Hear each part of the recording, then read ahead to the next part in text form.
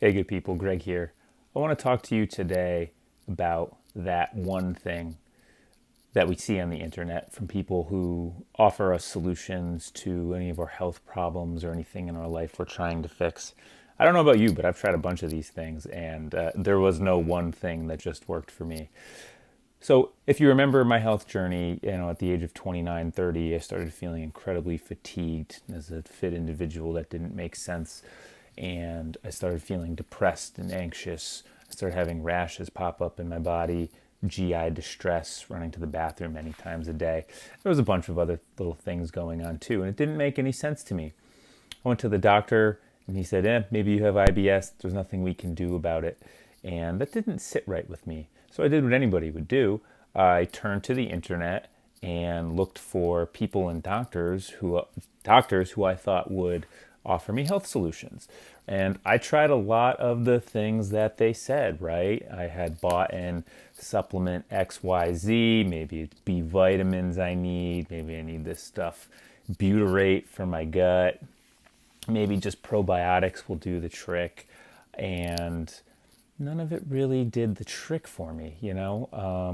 Maybe there were a small glimmer of hope here or there, but overall it wasn't enough to get me to the place I am today where fatigue's pretty much gone, depression's pretty much gone, GI's feeling so much better.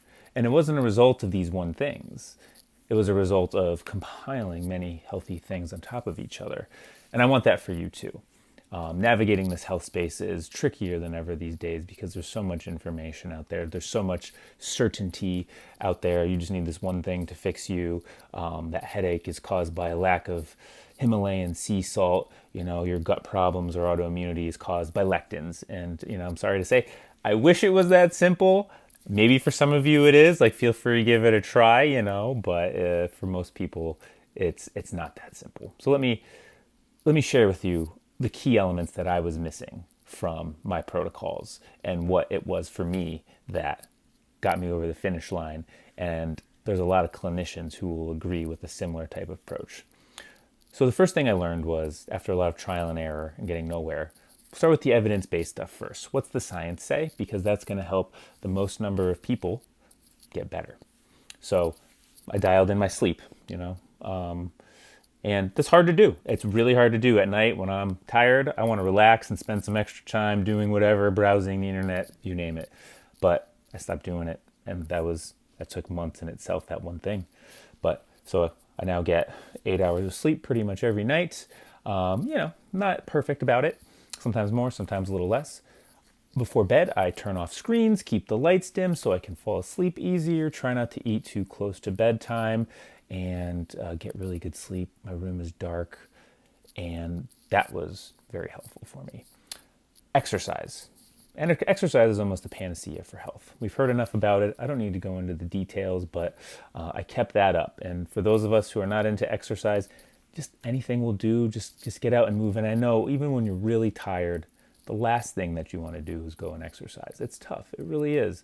But even just going for a 10-minute walk, start with a 5-minute walk.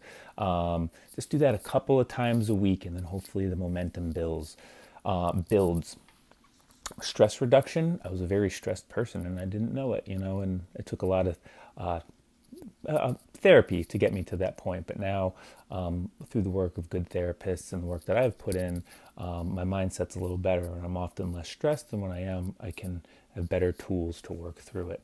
And of course, and maybe I should have started with this diet, moved away from the processed foods to more whole foods. We know ultra processed foods cause us to eat too much, cause us to gain weight. When we gain weight, that's bad for us. And that's probably the problem with ultra processed foods. They may lack fiber and other nutrients. And there's a lot of talk about chemicals in those foods and whether those are a big deal or not.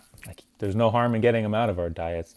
And so I had to learn to cook, find the energy to do it, find simple solutions, vegetables in the oven, roasted with olive oil and salt, eating, just trying to get some beans, some fiber in my diet, whatever whole grains, right? All those things that they say are healthy for us, just trying to get those healthy components into my body, right? That was the foundation. When you give your body that foundation to heal, everything gets better. And then it makes it so maybe those one things or a couple of those targeted one things, they start to allow your body to heal and you start to feel better, right?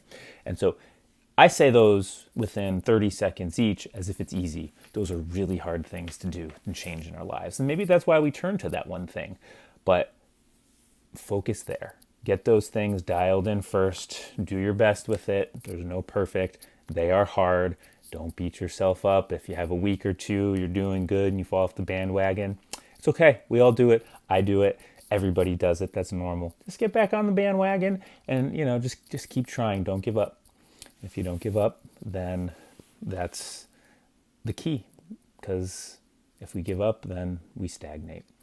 And so for me, once I had those things in place, then it actually made it so a few of those things after some trial and error did work. So for me, I found it was a combination of probiotics. Probiotics do work well for me, but them alone didn't do much. But once I added in these GI supportive herbs, it started with wormwood. There's been some oregano, berberine, and a few others that you might hear about there. For me, that's what worked for me. That may not be what's going to work for you. This stuff is very individualized, but I do know in every instance when things had worked for me, I seem to notice pretty quickly, sometimes a couple of days, sometimes a week or two. And then I'm to the point these days where if I try something new and it doesn't work within a couple of weeks, let's move on, because that might not be the thing that my body needs at this time to make it work. And sometimes I'll try things out.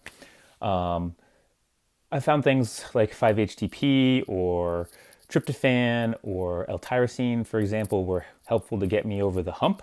But as all these lifestyle started coming together after a few months, as my gut started to heal, I was starting to feel better and needed those mood supportive supplements less. Okay? And so how do you figure out what these one things are?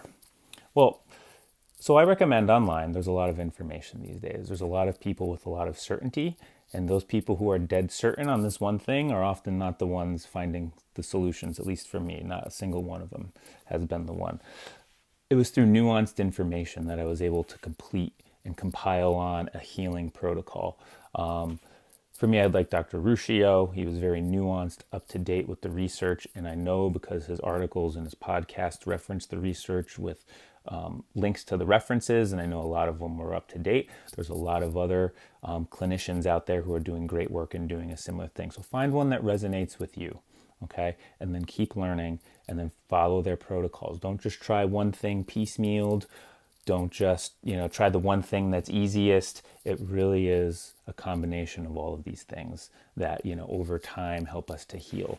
None of these diet and lifestyle things are usually as quick as, say, taking a pharmaceutical pill, which is maybe why everyone's jumping to that. Okay, so learn as much as you can. Keep building on what you can build on, and with time you will find your way. And for a lot of us, maybe we just can't find that right person online. You can go to Reddit and ask around, and maybe it's time, if you have the means to do it, to pay to see a clinician who you've heard or like or have gotten reference from, and allow them to guide you through your health journey. You don't have to be sick and miserable your whole life, and just keep at it. Because I'll tell you what, I think if I would have given up, I may be on disability right now at the age of 39. But instead, I'm thriving. It did take a lot of work. It did take some money. But I'm really glad I did it because there were solutions out there. And I'm also glad I didn't believe the naysayers, because there's a lot of information wars out there where, get the evidence-based community against the alternative health community. Maybe not against, but there's a lot of debate. But I think they can work in conjunction, and there is a lot of success in alternative medicine. So stick with it. Don't give up. You're not alone. We're all in this together. It's a tough journey, but it's a worthy journey, and there's so much growing and awesomeness on the other side for you. So with that, I hope you enjoyed today's video. Feel free to comment below, and we'll see you next time.